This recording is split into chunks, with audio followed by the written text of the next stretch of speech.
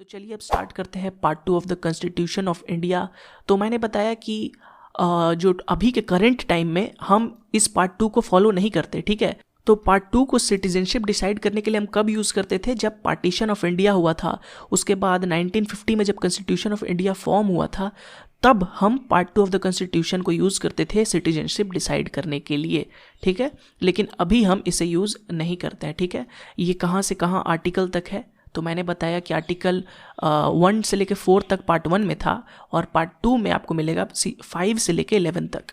उसके बाद part 3 start हो जाता है आर्टिकल 12 से, ठीक है। तो आर्टिकल 5 से लेके 11 तक पार्ट 2 में है। नेक्स्ट आते हैं कि अगर ये पार्ट 2 यूज़ नहीं होता है सिटीजनशिप डिसाइड करने के लिए करेंटली, तो करेंटली क्या यूज़ होता है, तो हम लोग यूज़ करते हैं सिटीजनशिप एक्ट 1955, ठीक है। तो 1955 में सिटीजनशिप एक्ट आता है, जिसके थ्रू फिर अब हम उसके बाद सिटीजनशिप डिसाइड करने लगते हैं, ठीक है। इस सिटीजनशिप एक्ट में कई सारे अमेंडमेंट्स आते हैं, जो कि धीरे धीरे कुछ रूल्स चेंज होते हैं, और इस सिटीजनशिप एक्ट और उनके अमेंडमेंट्स के बारे में हम डिटेल में नेक्स्ट क्लास में पढ़ेंगे। अभी के लिए हम सिर्फ पार्ट 2 पढ़ते हैं कि पार्ट 2 के जो आर्टिकल्स हैं उनका क्या महत्व है, ठीक है। और सिटीजनशिप एक्ट के बारे में मैं बेसिक बता दूं कि सिटीजनशिप एक्ट 1955 के थ्रू ये डिसाइड होता था कि आप कैसे डिसाइड होता है कि आप कैसे गेन कर सकते हैं सिटीजनशिप टू गेट सिटीजनशिप, और आप कैसे लूज़ कर सकते हैं सिटीजनशिप ऑफ इंडिया, ठीक है। कई सारे मेथड्स हैं, ये सिटीजनशिप एक्ट 1955 में मेंशन्ड है, ठीक है। तो चलिए अभी इसको साइड में रखकर स्टार्ट करते हैं पार्ट 2 ऑफ द कॉन्स्टिट्यूशन, जिसमें सबसे पहले आएगा आर्टिकल 5। तो आर्टिकल 5 में क्या मेंशन्ड है, तो आर्टिकल 5 में मेंशन्ड है कि a person will be the citizen of India, ठीक है, अगर वो इंडिया में बॉर्न है या फिर डोमिसाइल्ड है, ठीक है। तो ये बात कब की हो रही है, ये 1950 की बात हो रही है, ठीक है। 1950 में जब उस समय अगर डिसाइड करना होता, जस्ट कॉन्स्टिट्यूशन हमारा फॉर्म हुआ और डिसाइड करना होता कि कौन कौन से इसमें से किनको इंडियन सिटीजनशिप दी जाएगी, तो ठीक है। तो सबसे पहला इंसान कौन आएगा, जो कि इंडिया में बॉर्न हुआ है या फिर यहाँ पे डोमिसाइल्ड है, ठीक है।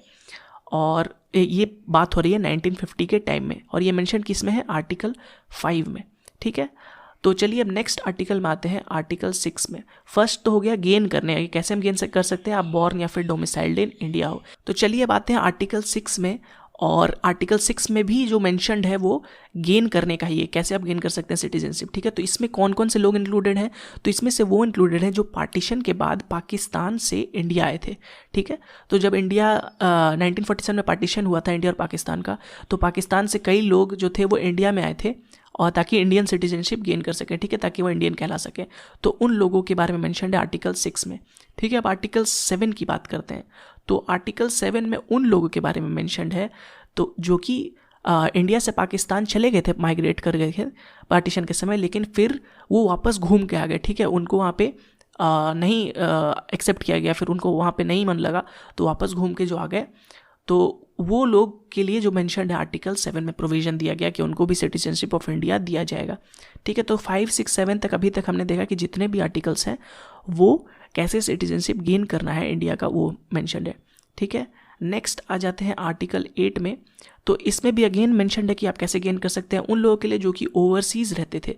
तो जैसे कि बताया कि इंडिया का जब फ्रीडम रिफॉर्म चल रहा था, तो काफ़ी लोग लंदन, साउथ अफ्रीका जाते थे, ठीक है, पढ़ने के लिए, वहाँ से मूवमेंट करने के लिए, वहाँ के लोग को इन्फ्लुएंस करने के लिए US तक जाते थे, ठीक है।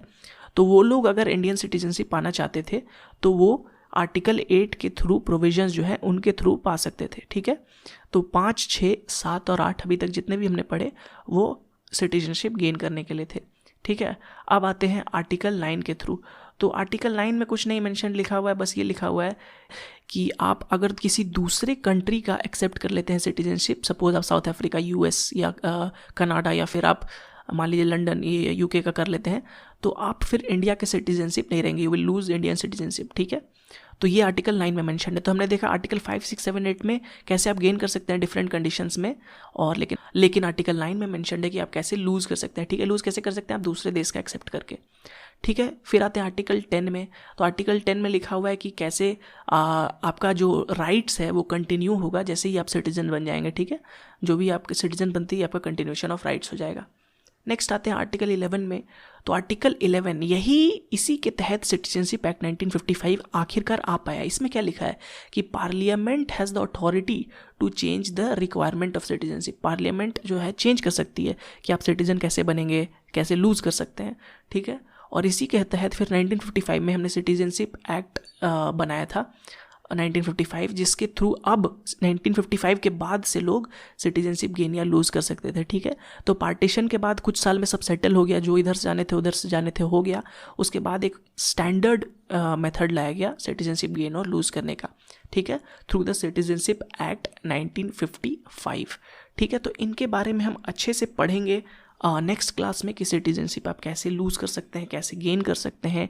और ये भी पढ़ेंगे कि जो एक तरह से अमेंडमेंट्स हुए हैं सिटीजनशिप एक्ट में विद इन जो भी इतने सारे साल बीते हैं उनको भी पढ़ेंगे।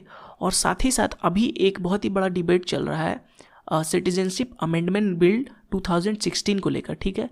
ये क्या है, अगर आप आसाम का न्यूज़ देखेंगे, ठीक है, या फिर आप देखेंगे माइग्रेशन के बारे में जो NRC का न्यूज़ है, तो ये सब आप देखेंगे तो आपको पता चलेगा कि सिटीजनशिप अमेंडमेंट बिल क्या है, ठीक है, इसमें क्या क्या चेंजेस लाने की बातें हो रही है। और इनके बारे में भी हम डिस्कस करेंगे नेक्स्ट वीडियो में डिटेल में हम। और उम्मीद करता हूँ आपको ये जो वीडियो है हमारा पसंद आया होगा। और अगर पसंद आया तो इस वीडियो को लाइक करें,